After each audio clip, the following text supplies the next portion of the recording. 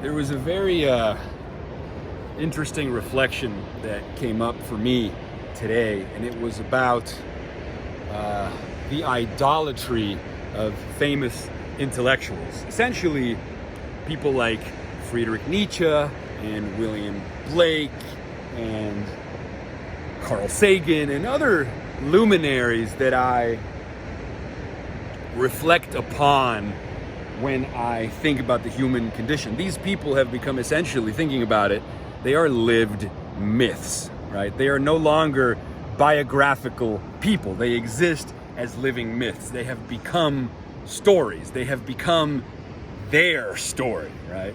My relationship with Carl Sagan is my relationship with the ideas of Carl Sagan and the lived mythology of Carl Sagan. Same with William Blake and same with Friedrich Nietzsche, right? I quote him in reverence when I say, those that were seen dancing were called insane by those who could not hear the music.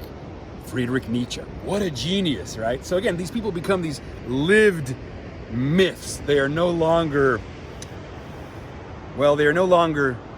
having to contend with the realities or the trappings of the human being, right? They are gods, intellectual gods.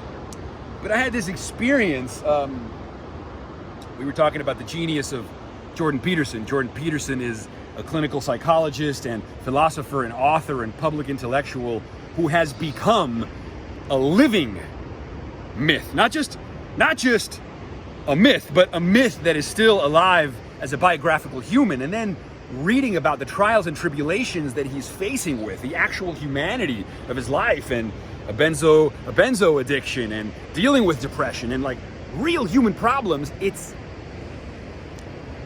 actually hard for us to internalize that because it jars against, it creates dissonance with the lived mythology status that these people have attained. It's very similar to when a celebrity dies, right? When a human being, a mortal being, has attained a living myth status and then he dies, it violates all of our ideas about living myths, because living myths are immortal. They have transcended the animal condition. They have transcended mortality. And look, I love movies, and so I love the actors, the living gods that star in those movies. And when we see them aging, and when we see them being stricken by illness, it is sort of doubly traumatic because it deflates the idea that we have about these people and our mirroring of them, which is also reassuring existentially, right? A lived mythology doesn't die, and by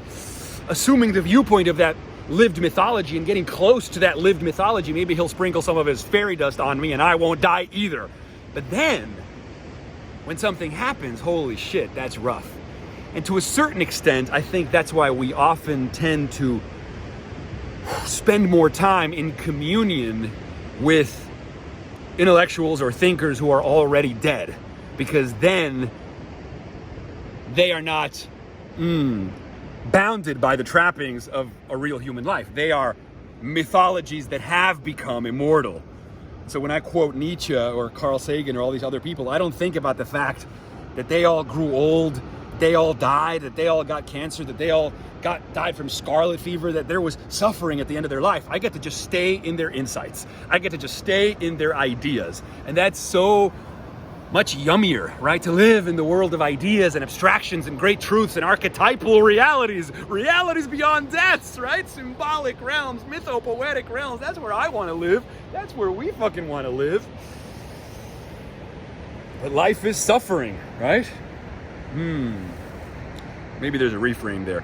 Life includes suffering, but life is also blissful. That's what Jamie Wheel told me the other day. He said, life is suffering, life is blissful, and life is comical, because the comedy is that you have to navigate between those two realms, that we are mortal and that we are gods. And what the fuck? So, yeah, that's what came up for me today. And, you know, just reflecting upon the ways that we psycho-emotionally rely on these people, you know, as if they had somehow transcended the trappings of our existential condition through their ideas, but their ideas didn't save them. You know, they still died. They still succumbed to entropy. And that's just really fucking hard to contend with. That's really fucking hard to accept. That's just really difficult to assimilate, right? That these geniuses, you know, these Lightchasers, these people who, well, they cracked themselves open and became vessels, right, for something beyond us, right? They contended with the unknown and they brought something back as beautiful dragon slayers. They brought something back to 3D reality to share with us. They brought back something immortal, but then they still died. I can't. You know, it's hard. But yeah, so just wanted to share that with you guys. You know, so much of my relationship with art, so much of my relationship with the realm of ideas, so much of my relationship with radiance and with ecstasy and with the light that shines through the trees and with the patterns that align when you listen to beautiful music, you know, and when I am caught up in the aesthetic reverie and the aesthetic ecstasy of something so much more fucking beautiful, it cracks me open and I do taste the divine. Those things still lift me up. Those, as Jamie Wheel calls them, those bliss fuck crucifixions do resurrect me. They do.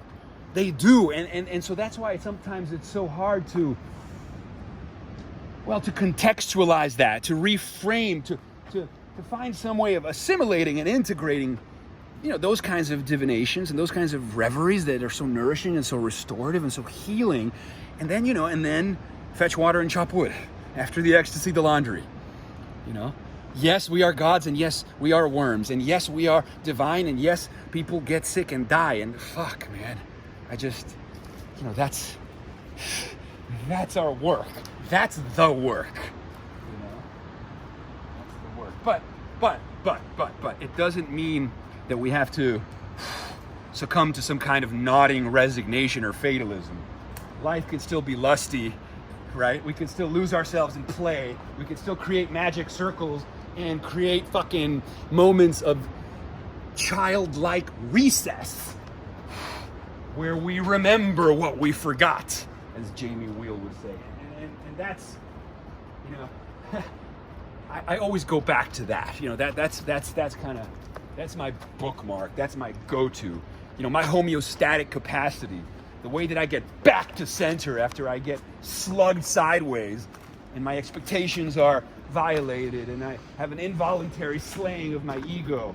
You know, somebody stabs me from the back psycho-emotionally. Life hits me over the face. I get back up, right? I mean, that's the wisdom of Rocky. It's not how many punches you give, it's how many punches you receive and you get back up again. I mean, look, there is wisdom in that idea. Always back to center.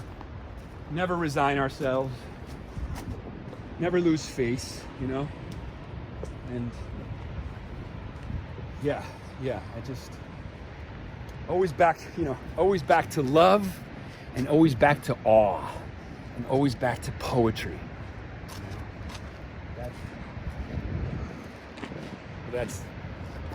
That's me. That's my commitment. That's my commitment. That's what I live by and I live for. Anyway, thanks for listening, man. I love to share. You know, I come to know what I think through languaging, and sometimes it's nice to expose oneself and to reveal oneself and to face the reality of oneself and to explore oneself and to expand oneself. It's a great line from the film Altered States, but it's a very real thing. So anyway, thanks for watching. We're gonna go decompress now. Good afternoon, good evening, and good night.